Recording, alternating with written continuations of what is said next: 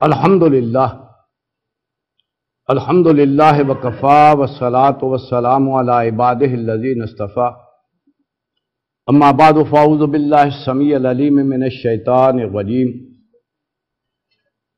یا ایہا الذین آمنوا اتقوا اللہ ولتنظر نفس ما قدمت لغد واتقوا اللہ ان اللہ خبیر بما تعملون رب اشرح لی صدری ویسر لی امری واحلل عقدۃ من لسانی یفقہوا قولی اللہم ربنا الہمنا رشدنا واعذنا من شرور انفسنا آمین یا رب العالمین۔ اس وقت میں نے آپ کو یاد دلانا ہے کہ ہم نے اس ہفتے میں کیا کچھ پڑھا ہے، دوبارہ اس کی تازگی ہو جائے اور وہ چیزیں ہمارے سامنے رہیں، مستحضر رہیں۔ سب سے پہلے آپ نے بیعت کی ہے انقلاب لانے کے لیے، اور اللہ کی رضا حاصل ہوتی ہے اسی انقلاب کی بدولت۔ تو یہ انقلاب کیوں لایا جاتا ہے دنیا میں؟ اس کا محرک کیا ہوتا ہے؟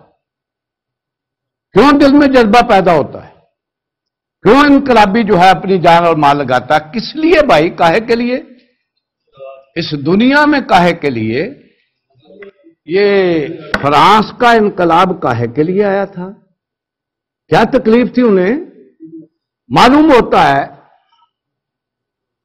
کہ جس کے دل میں بھی یہ ہوک اٹھتی ہے اس کے پیچھے یہ جذبہ کار فرما ہوتا ہے، انسانوں کی زندگی سنور جائے، انسانوں پر ظلم ختم ہو۔ کیوں؟ انقلابی اپنی زندگی تو ختم کر دیتا ہے، اپنی تو قربانی دیتا ہے، لیکن اس کے پیچھے جذبہ ہوتا ہے بنی نوع انسان کا بھلا ہو جائے، بنی نوع انسان جو ہے وہ بچ جائے۔ اس لیے آپ کو معلوم ہے کہ لوگوں نے جانیں دی ہیں انہی انقلاب کے لیے کہ تاکہ جو ظلم ان کو سامنے نظر آیا یہ بدلے۔ انقلاب فرانس میں سب سے بڑا ظلم نظر آ رہا تھا، یہ بادشاہ بنے بیٹھے ہیں، لوگوں کی محنت کا صلہ کھا رہے ہیں، یاشیاں کر رہے ہیں اور لوگوں کو مل ہی نہیں رہا۔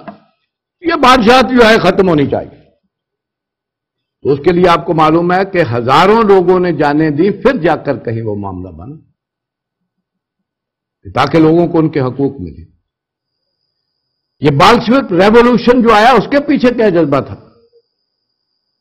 انہوں نے دیکھا بادشاہ سے نکلے ہیں، کیپیٹلزم کے نرگے میں آ گئے ہیں، اب وہی سرمایہ دار اور جاگیردار جو ہے اس کی غلامی ہے، بادشاہوں کی غلامی نکل کر اس کے دل میں یہ چیز آئی کہ اصل یہ ذرائع پیداوار ہیں جن کی وجہ سے یہ سارا معاملہ ہوتا ہے، ظلم ہوتا ہے، یہ کسی کے نہیں ہونے چاہیے، سب برابر ہو جائیں تو شاید یہ معاملہ سنور جائے۔ اور آپ کو معلوم ہے کہ وہ غریب مزدور تھا جس نے یہ کتاب لکھی تھی ڈاس کیپیٹل، جسے علامہ اقبال نے بھی کہا تھا نا، نبی تو نہیں ہے لیکن بغل میں کتاب ہے جو فکر لے کر آیا۔ اس کے اندر یہی چیز تھی، اور اس کی اپنی زندگی کا ایک واقعہ جو ہے وہ بڑا مشہور ہے۔ وہ یہی کام کر رہا تھا کہ ایک دفعہ اس کا بیٹا بیمار ہو گیا، اس کی بیوی نے کہا یہ مر رہا ہے، اس کے لیے دعا لاؤ۔ اس نے کہا میرے پاس پیسے نہیں ہیں، کہاں سے لاؤں؟ اس اللہ کی بندی کو پتا تھا اس نے کوئی بچت کر کے تھوڑی بہت رکھی ہوئی تھی، اس نے کہا یہ لو پیسے اور دعا لا کے دو، ایسے مر رہا ہے۔ اس نے ایک پمفلٹ چھپنے کے لیے دیا ہوا تھا، رکا ہوا تھا پیسوں سے، جا کے دیے پیسے اور لے کے باندھا ہے، بیٹا مر گیا۔ اب بیوی نے کہا کیسے تم جو ہے آدمی ہو، تمہیں میں نے پیسے بھی دیے ہیں، تم دعا نہیں لائے اس کے لیے مر گئے۔ اس نے کہا تم ایک کو رو رہی ہو، میں تو سینکڑوں مرتے ہوئے دیکھا، میں چاہتا ہوں سب کا بھلا ہو جائے، سب کو آسائش ملے۔ یہ جذبہ ہوتا ہے پیچھے کار فرما اس انقلاب کے۔ کبھی لوگ جانے دینے پر آتے ہیں، کبھی اپنا جو ہے مال لٹاتے ہیں، کبھی اپنی دنیا بگاڑتے ہیں تاکہ دوسروں کی دنیا سنور جائے۔ اور دوسروں کی دنیا جو ہے اس میں یہ عدل کا نظام قائم ہو تو پھر ہی بندگی کرنے کا بھی معاملہ آتا ہے. بندگی بھی تب انسان کر سکتا ہے. ہمارے پیچھے بھی یہی جذبہ کار فرمایا. اللہ کس لیے رسولوں کو بھیجتا ہے؟ لِيَقُومَ النَّاسُ بِالْقِسْطِ، تاکہ دنیا کے اندر جو ہے عدل قائم کیا جائے، انصاف جو ہے وہ قائم کیا جائے. لیکن لوگوں کے لیے بندگی کرنی ممکن ہے. اس لیے آپ دیکھیں گے انبیاء کی نبوت سے پہلی زندگی میں آپ کو یہی چیزیں نظر آئیں گی. لوگوں کے لیے ہمدردی، ان کی مصیبتوں کو دیکھ کر اس پر قرآن. اچھا، نبی اکرم صلی اللہ علیہ وسلم کی جو ہے 40 سالہ زندگی کیسے گزری؟ آپ کو معلوم ہے جب نبوت کی پہلی وحی نازل ہوئی تھی اور نبی اکرم صلی اللہ علیہ وسلم گھبرائے ہوئے گھر آئے تھے، خشیت نفسی زملونی زملونی، مجھے اپنے نفس کا ڈر ہے، جان کا ڈر ہے، میرے اوپر جو ہے اوڑھ دو گے. تو حضرت خدیجہ الکبریٰ رضی اللہ تعالیٰ نے کیا کہا تھا؟ اللہ آپ کو ہرگز ضائع نہیں کرے گا.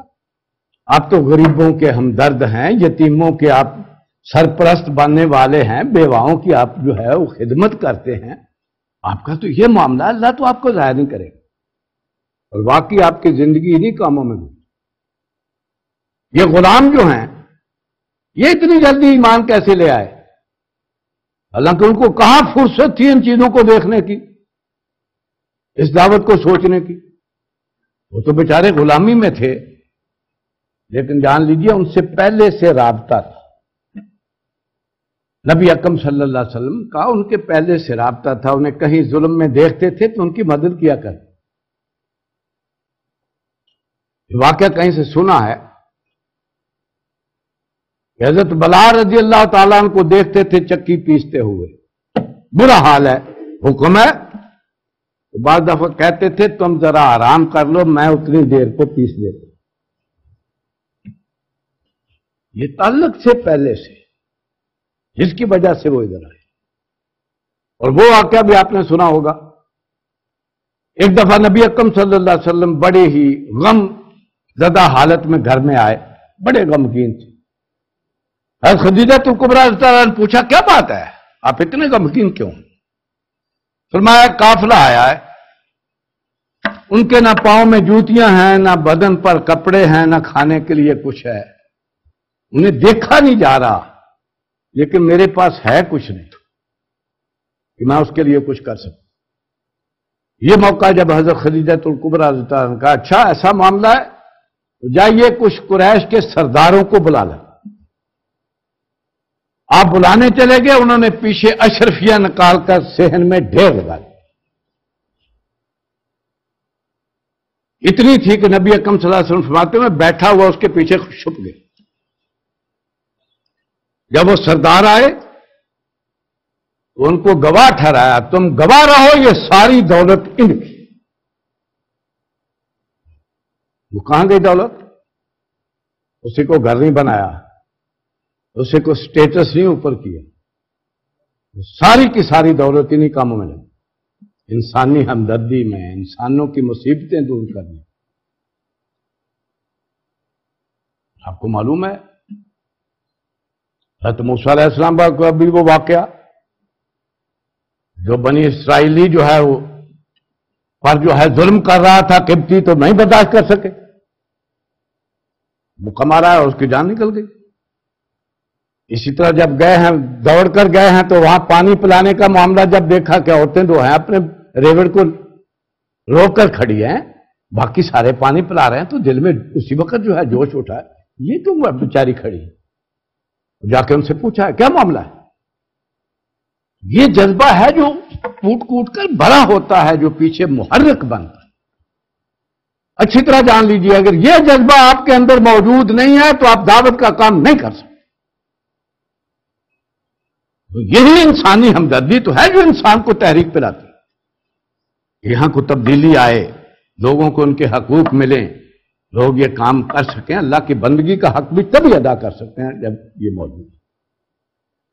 آپ صرف لوگوں کو صرف درس کی دعوت ہی دینے جائیں اور ان کی غمی اور خوشی میں ان کے ساتھ ہی شامل ہی نہ ہو، آپ کو پتہ ہی نہ ہو کہ کیا بیت رہی ہے، آپ کی بات پہ کون گان کرے گا؟ کہیں گے یار درس والی آ جاندہ مولوی ہے، ویسے سے کسی سے سروکار نہیں ہے، کوئی کس طرح سے مصیبت میں پھنسا ہوا ہے، کوئی کیا ہے کیا نہیں، یہ کام ساتھ تھے، پھر دعوت کارگر ہوتی۔ یہی چیز ہے جو انسان کو پھر مسلسل اس کام پہ لگائے۔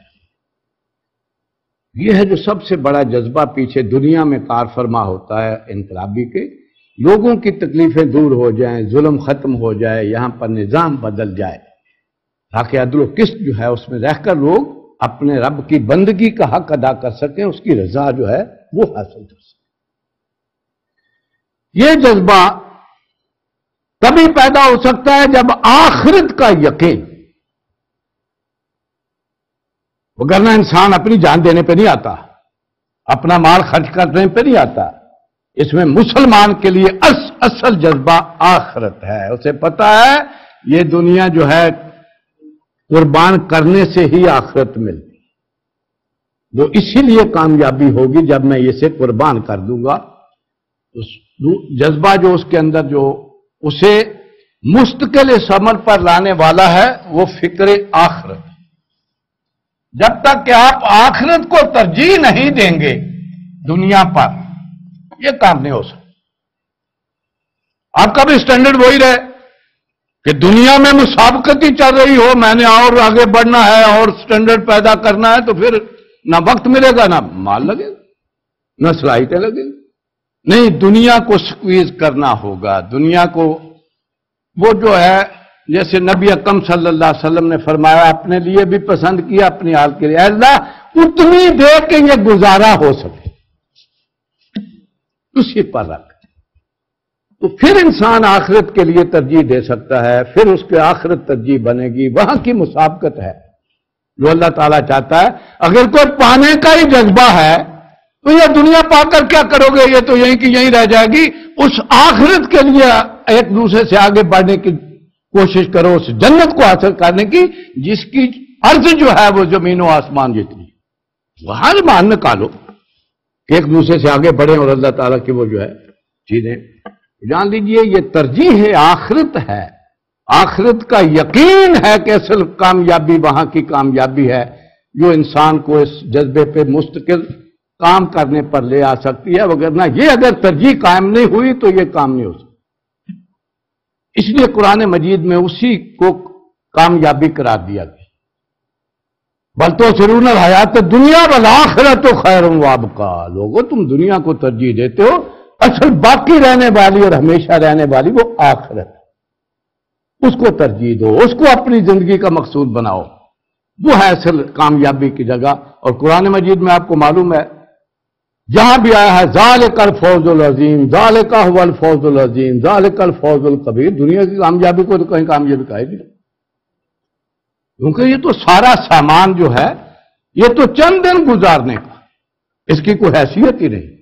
جسے نبی اکرم صلی اللہ علیہ وسلم مثال دیتے تو ایسے ہی ہے جیسے راستہ چلتا ہوا تھوڑی دیر کے لیے کسی سائے میں آدمی جو ہے ٹھہر گیا، پھر اپنے سفر پر چل پڑے۔ اس دنیا میں وہ کم از کم پر گزارا کر کے اصل وہ آخرت کے لیے آپ سامان کریں گے تو پھر یہ معاملہ جو ہے چلے گا، پھر یہ جذبہ رہے گا۔ جب تک یہ ترجیح پیدا نہیں ہوتی، آپ کے اندر اس آخرت کی فکر نہیں ہوتی، اس وقت تک یہ کام نہیں ہو سکتا۔ اور آپ کو معلوم ہے کہ اگر واقعی آپ کی فکر بدل گئی ہے، واقعی آپ نے دنیا پر آخرت کو ترجیح نہیں دی بلکہ آخرت کو ترجیح دی ہو، تو اللہ بھی ویسا ہی اس کے ساتھ معاملہ کرتا ہے۔ آپ نے وہ نبی اکرم صلی اللہ علیہ وسلم کا فرمان سنا ہے، من کانت الآخرۃ ہمہ، جو شخص آخرت کو اپنی فکر بنا لے، مجھے وہاں کی کامیابی چاہیے، اس کو اپنا ہدف بنا لے، جعل اللہ غنا فی قلبہ، تو اللہ تعالیٰ اس کے دل میں غنا پیدا کر دے، پھر اس دنیا کی محبت اس کے دل میں نہیں رہتی، قناعت آ جاتی ہے، تھوڑے پر بھی وہ سیٹسفائیڈ ہوتا ہے، اسے اس کی حقیقت سامنے آ جاتی ہے کہ یہ دنیا ہے کیا، چند دن رہنے کی چیز ہے، یہ ساتھ لینے والی نہیں ہے، ان میں سے نہ میری اولاد ساتھ دینے والی ہے نہ مالا ساتھ دینے والی۔ وہ تو اسے واقعی سمجھتا ہے یہ فتنہ ہے، میری آزمائش کا سامان ہے، میرے نہیں ہے، اس لیے مجھے اپنے آپ کو بچانے کے لیے آن گارڈ رہنا پڑے. ان کے ساتھ جو اللہ نے تعلق جوڑا ہے وہ اسی حد تک میری ذمہ داری ہے جس حد تک میں جائز طریقے سے کر سکتا ہوں، اور ذمہ داری کر کے سمجھ کے اسے کرنا چاہیے، اس کی محبت میں پڑھ کے نہیں. ذمہ داری ہے اس حد تک ادا کرو، باقی ساری محنت آخرت کے لیے ہونی چاہیے، اپنی کامیابی کے لیے ہونی چاہیے، پھر جا کر معاملہ بنتا ہے. تو فرمایا من کانت الآخرۃ ہمہ، جو آخرت کو اپنا غم بنا لیتا ہے، جعل اللہ غنا فی قلبہ، تو اللہ اس کے دل میں غنا پیدا کر دیتے، بے رغبتی پیدا ہو جاتی ہے اس دنیا سے. وجمع شملہ، اور اللہ اس کے کاموں کو سمیٹ دیتے، چھوٹی چھوٹی چیزوں کا اسے احساس ہی نہیں رہتا، کوئی اس کے لیے ہلکان نہیں ہو رہا ہوتا. وَيَأْتِهِ الدُّنْيَا وَهِيَ رَاغِمَةٌ، اور جو اللہ تعالیٰ نے آزمائش کے لیے لکھا ہوا ہے اس دنیا میں دینا، وہ ذلیل ہو کر اس کے پاس پہنچتا، وہ تو ملنا ہی ملنا. لیکن وَمَنْ كَانَتِ الدُّنْيَا هَمَّهُ، جو دنیا کو اپنا غم بنا دے، جعل اللہ فقر بین عینیہ، اللہ اس کی دونوں آنکھوں کے درمیان فقیری لکھ دے. اس کا گھر بھرا ہوا ہوتا ہے لیکن وہ فقیر ہوتا ہے، کیوں؟ اس کی چاہتیں پوری ہی نہیں ہوتی، اس کی تمنائیں جو ہیں وہ بھری نہیں آتی. یہ تو جتنی دنیا مل جائے اتنا ہی اس کے لیے شوق اور بڑھتا ہے.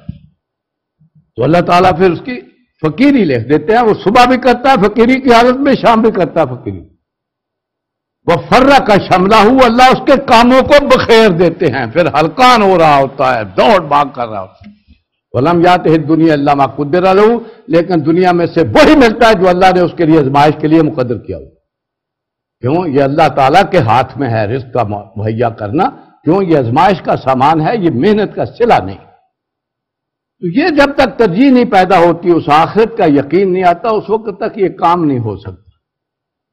یہ تو وہی ہے، اپنی دنیا تجنی پڑتی ہے اور آخرت کی کامیابی کے لیے بھاگ دوڑ کرنی پڑتی ہے، وقت نکالنا پڑتا ہے، اس کے لیے اپنے جو ہے وہ صلاحیتیں لگانی پڑتی ہیں. یہی ہمارا سرمایہ ہے، وقت ہی تو سرمایہ ہے، صلاحیتیں تو سرمایہ ہے. یہ اللہ نے اسباب جو دیے یہ لگانے پڑیں گے اس کے لیے، تو پھر معاملہ چلے. یہ جذبہ پیدا بھی ہو جاتا ہے. بعض دفعہ آواز سننے سے، اللہ کا کلام سننے سے، نبی اکرم صلی اللہ علیہ وسلم اور صحابہ کی سیرت پڑھنے سے بڑا جذبہ پیدا ہوتا ہے. لیکن یہ مستقل نہیں رہتا جب تک کہ بندوبست نہ کیا جائے اس کی یاد دہانی.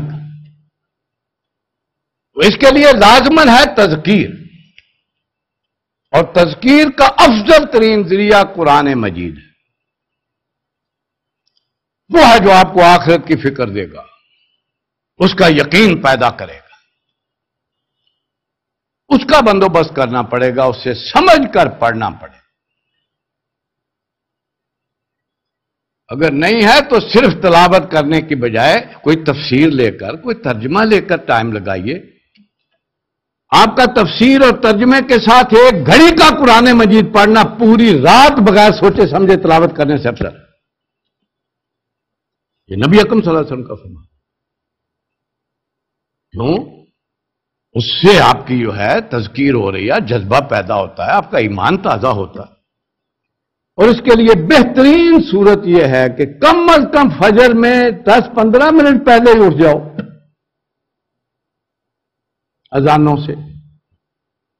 اٹھ کے جو ہے تیاری کر لو، وضو کر لو جو بھی ہے، اور 2-1 نفل پڑھ لو. پھر اذان سے لے کر جماعت تک ٹائم، یہ بہترین وقت ہے بغیر کسی تردد کے اور بغیر جو مل سکتا ہے. اس میں آپ کوئی قرآن کی تفسیر پڑھیے اگر نہیں ہے، یا اس میں پھر ترجمہ سیکھنے کی کوشش کیجیے. بہترین وقت ہے. یہ جب تک نہیں کریں گے اس وقت تک یہ جذبہ قائم نہیں رہے گا. اور آپ کو معلوم ہے مسلمان کا تو یہ جذبہ جو ہے وہ اس کا ذریعہ ہی قرآن ہے. ہمارے تو سارے فکر کی بنیاد ہی قرآن ہے. اس لیے اس فکر کو تازہ رکھنے کے لیے اس کے ساتھ لازماً تعلق پیدا کرنا ہوگا. تو افضل ترین ذریعہ ہے قرآن مجید. اور وہ تہجد کے وقت اصل میں بہترین وقت اس کے لیے. دوسرا ذریعہ ہے نماز با جماعت. یہ جامع ترین صورت ہے تذکیر. آپ اہتمام سے وضو کریں گے، مسجد میں جائیں گے، پھر اللہ کے سامنے اس کی حمد و ثنا کریں گے، ساتھ جسم بھی جو ہے وہ بھی قنوت کی حالت میں ہے، اس سے بھی عاجزی آ رہی ہے، رکوع ہو رہا ہے، سجدہ ہو رہا ہے۔ تو یہ جامع ترین صورت ہے تذکیر کی، لیکن یہ بھی شعوری نماز ادا کریں گے تو پھر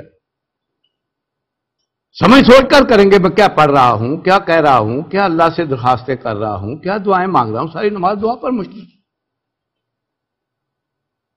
اور آپ کو معلوم ہے اس میں آپ قرآن پڑھیں گے تو نبی اکرم صلی اللہ علیہ وسلم نے فرمایا ہے جو بھی اللہ سے کلام کرنا چاہتا ہے قرآن پڑھے، اللہ سے ہم کلامی ہو جائے گی، اللہ کے ساتھ تعلق پیدا ہوگا۔ یہی چیز ہے جو جوڑنے والی ہے انسان کو اللہ تعالیٰ کے ساتھ۔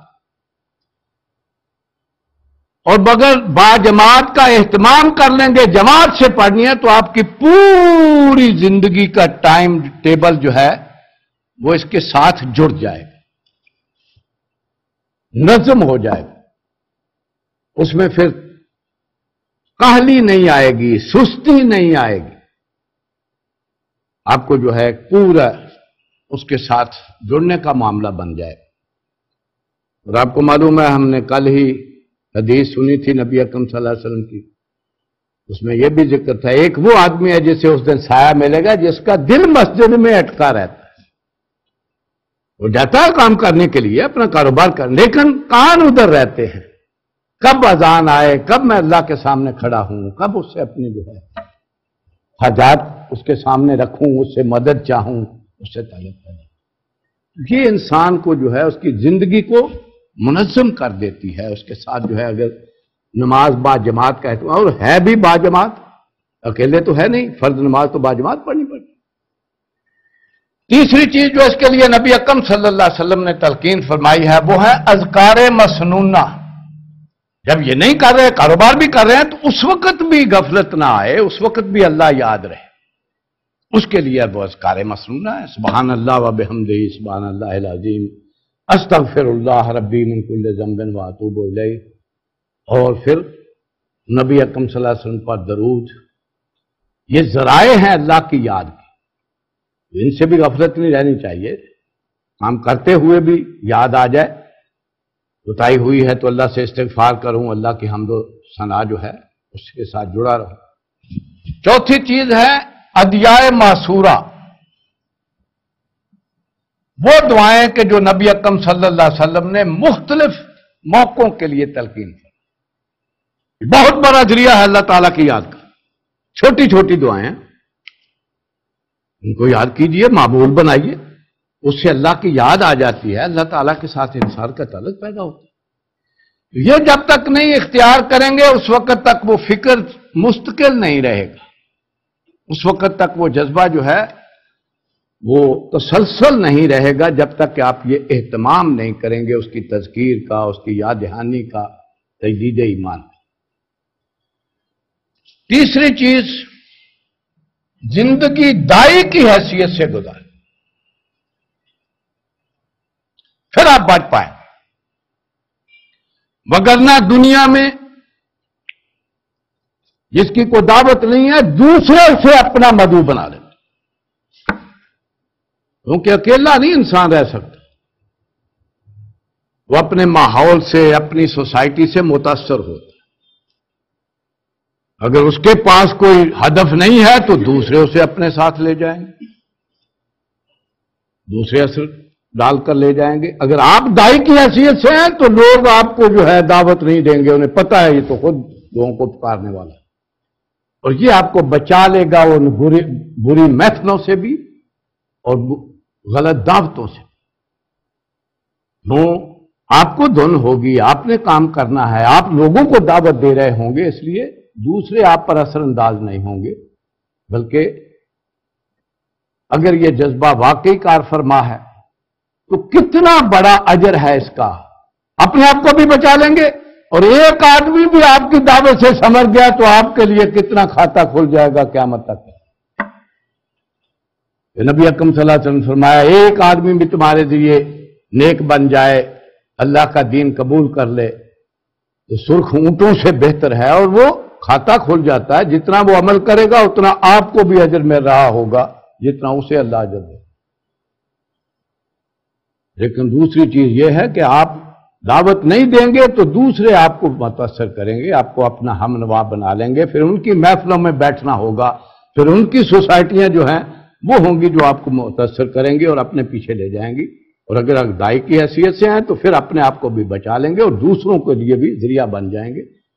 اور یہ ہمارا فریضہ بھی ہے، اگر واقعی ہم نے دین کو قبول کیا، یہ فریضہ بھی ہے جو اپنے لیے پسند کرتے ہیں دوسروں کے لیے پسند کریں، اس کے لیے وقت بھی لگائیں، اس کے لیے جان بھی لڑائیں اور لوگوں تک جو ہے پہنچانے کی کوشش کریں، اپنے ٹائم کو جو ہے نکالیں اور یہ فرض ادا۔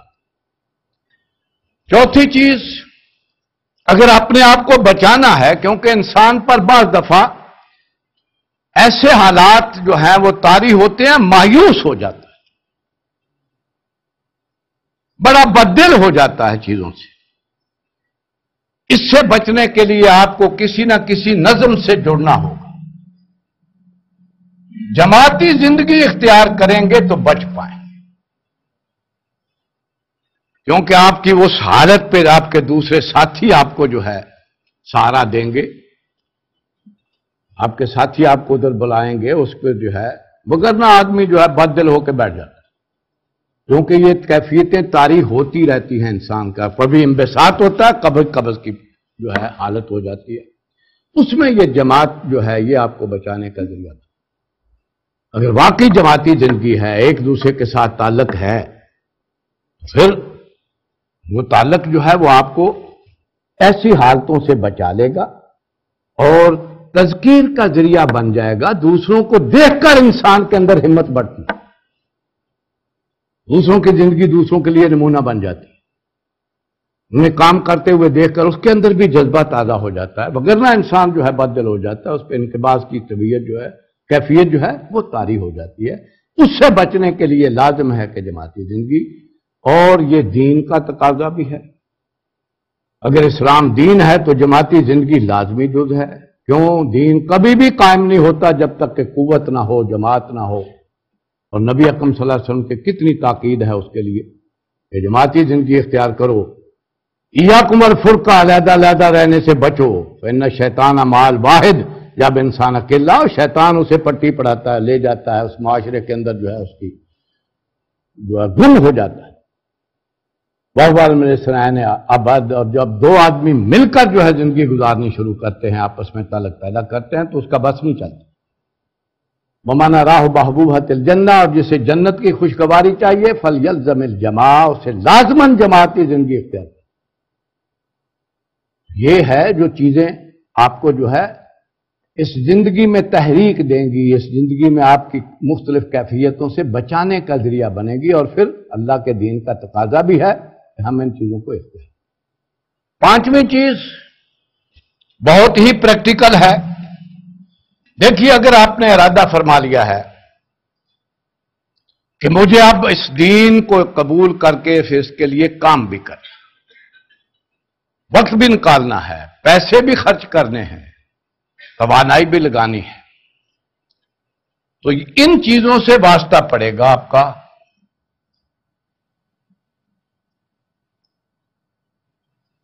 یہ آپ کی آمدن جو ہے یہ بڑھے گی یا گھٹے گی؟ اس طرح بہتا ٹائم ادھر لانا ہوں وہ آخرت نو چھڈو، اتھے دی گل کرو، ایتھے دی گل کرو، کوئی نہ کوئی آپ کو اپنی اس مصروفیت سے ٹائم نکالنا پڑے، جو آپ ادھر دنیا کمانے کے لیے لگا رہے ہیں اس میں سے کٹ لگانی پڑے گی، کوئی پارٹ ٹائم چھوڑنا پڑے گا، کوئی اوور ٹائم چھوڑنا پڑے گا، کیونکہ ادھر وقت لگانا، صلاحیتیں بھی لگانی ہے۔ چلو بڑھے گی نہیں تو اتنی رہ جائے گی، لیکن یہ مہنگائی یہ بھی اتنے رہے گی، چھاڑا مار کے بعد تو پھر کیسے ہوگا معاملہ، کیسے چلے گا؟ تو بڑا مشکل ہو جائے گا۔ آپ کے لیے ایک ہی چوائس ہے کہ جو آپ کے بس میں ہے، وہ ہے آپ کے اخراجات، ان پہ سارا آپ کو کنٹرول کرنا پڑے گا تو معاملہ چلے گا، ان کو لانا ہوگا سیدھی نہج۔ کیونکہ آپ کا بس صرف اس پہ. اور اس کے لیے میرے پاس 3 نسخے ہیں بڑے مجرب. اگر ان تینوں پر عمل کر لیں آدھی آمدن آپ کی بچت، آدھے اخراجات ختم. اور میں ضمانت سے کہتا لیکن نسخے ذرا تھوڑے سے کڑوے. سب سے پہلا نسخہ ہے ان کے لیے جن کے داڑھی نہیں ہے، داڑھی رکھ لو، بڑا فائدہ ہوگا. اور نہیں، خرچ ہی نہیں بچتا، پوری زندگی کا نہج بدل. سوسائٹیاں چھوٹ جاتی، محفلیں چھوٹ جاتی، زندگی کا رخ بدل. واقعی داڑھی ہو، وہ نہ ہو کہ جیسے روٹی کو کیڑیاں چمبری ہوئی ہیں، وہ نہیں، وہ داڑھی نہیں چاہیے. پتہ چلے داڑھی فیشنی نہیں، دین نہیں سمجھ. تو یہ آپ کے رخ کو بدل. مجھے تو یاد ہے جب میں نے رکھی تھی بڑا دکھ ہویا سی دوستانوں. آندے گیا یہ ساڈے کموں گیا. میں کہا واقعی گیا.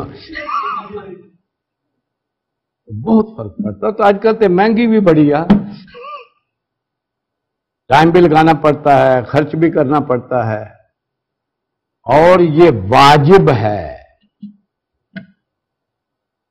سنت ہی نہیں ہے، واجب. اللہ کے رسول کا حکم بھی موجود اور عمل بھی موجود.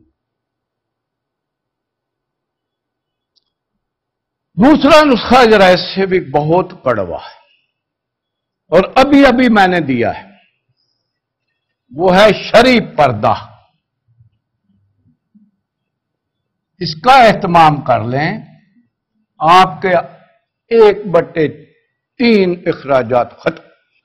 کیونکہ ہمارا سارا ملنا جلنا ہلا گلا کے لیے ہی ہوتا ہے، مخلوط محفلوں ہی کے لیے ہوتا ہے.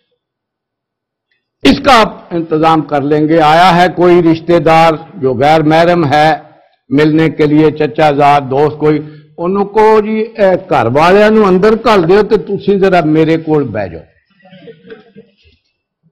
وہ اگلی بار آؤندا ہی نہیں، آندا گھر ہی نہیں بہن دیتا، گھر بٹھایا.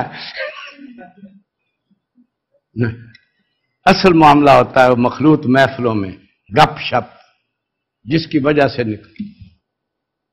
اور آپ کو معلوم ہے اس کے لیے وہ سب سے زیادہ ترغیب دینے والی وہ گھر والی ہوتی ہے، کیونکہ عورتوں کے اندر یہ دکھاوے کا بہت جذبہ.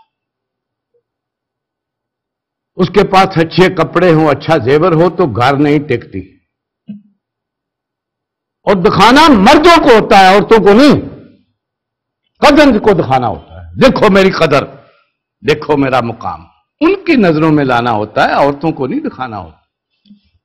اور وہ محفلوں میں، مشترک محفلوں میں ہوتا ہے، نشستوں میں ہوتا ہے. اگر آپ یہ انتظام کر دیں گے کہ ان کا علیحدہ کر دیں، اپنا علیحدہ کر دیں، تو وہ اگلی بار آندھی کی جانا ہے، کاری چنگے ہیں. اس سے آپ کی بہت بچت ہوگی. نہ نویں کپڑے منگے گی، نہ نویں زیور منگے.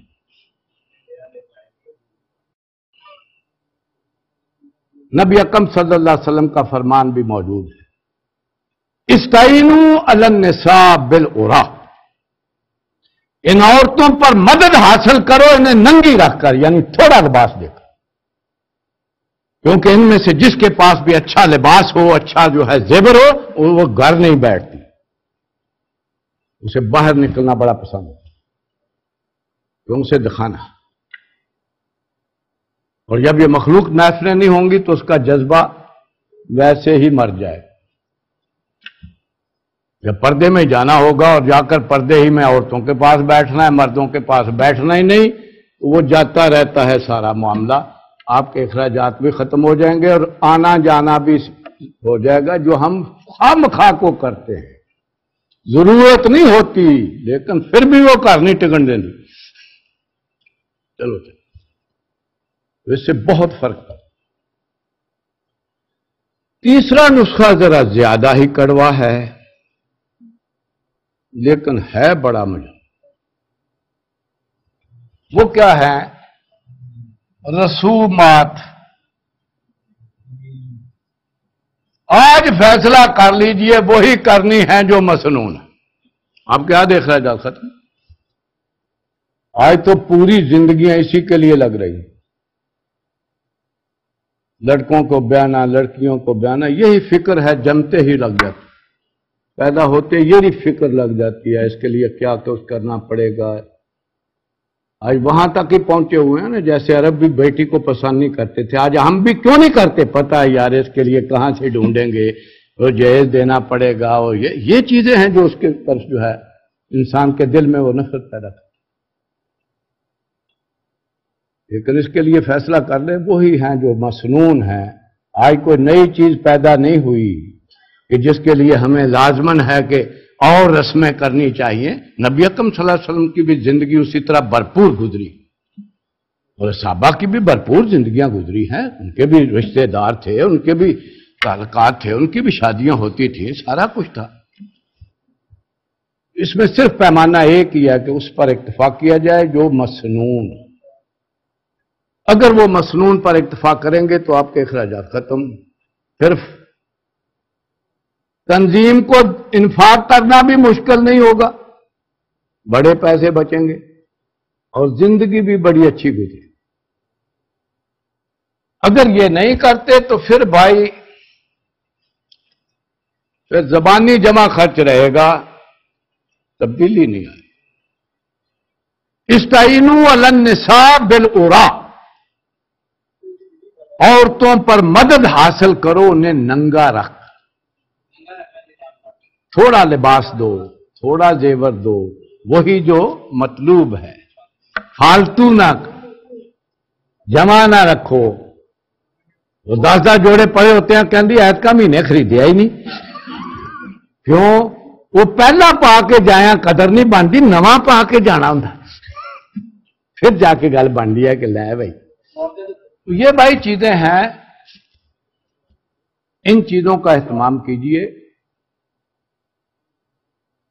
سب سے پہلا آپ کے دل میں جو ہے انسانی ہمدردی کا جذبہ پیدا ہونا چاہیے۔ مطلوب ہے اللہ کا حکم،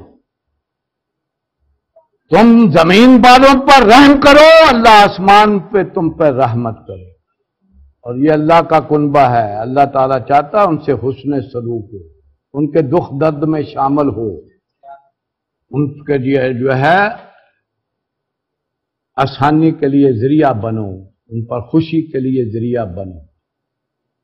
یہ اصل مطلوب ہے، انسانی سطح پر اللہ تعالیٰ اس کو روا۔ پھر آخرت جب تک آپ کی ترجیح نہیں بنے گی اس وقت تک معاملہ نہیں بنے گا۔ وہاں کا جذبہ پیدا کرو، مسابقت وہاں کی ہو، آگے اس میں بڑھنا، وہ ہے جو اصل مستقل ہے اور ساتھ دینے والی ہے۔ یہ تو یہیں رہ جائے گی، اس کا کوئی ساتھ دینے والا معاملہ ہے ہی نہیں، اور اس کے لیے یہ تذکیر کا سامان کرنا پڑے۔ اس سے جڑے رہیں گے تو یاد رہے گا، یہ جذبہ آپ کا برقرار رکھے گا۔ قرآن کے ساتھ جوڑنے کی کوشش کیجئے، اسے سمجھ پر پڑھنے کی کوشش کیجئے۔ کوئی مشکل معاملہ نہیں ہے، ہم اس کے لیے محنت ہی نہیں کرتے، اس کے لیے وقت ہی نہیں نکلتا۔ اور پھر اگر بچنا ہے اس معاشرے کے برے اثرات سے تو دائی کی حیثیت سے زندگی گزاریں، خود دعوت دیجئے، تاکہ یہ آپ کے اپنے نفس کے لیے بھی ذریعہ بن جائے ہدایت کا، اور دوسروں سے بھی آپ کو بچائے۔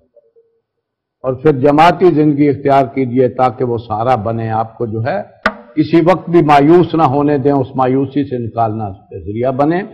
اور پھر ان چیزوں کو اختیار کریں تو آپ کا جو ہے گزران بھی اچھا ہو جائے گا، اور اس کے لیے وقت بھی مل جائے گا، اور اللہ تعالیٰ کے دین کے لیے کام کرنے کے لیے ہمت بھی بڑھے گی۔ تو اللہ تعالیٰ ان چیزوں کو سامنے رکھ کر ہمیں زندگی گزارنے کی توفیق دے۔ بارک اللہ لی ولکم فی القرآن العظیم ونفعنی وایاکم بالآیات والذکر الحکیم، انہ تعالی جواد کریم ملک بر الرؤوف۔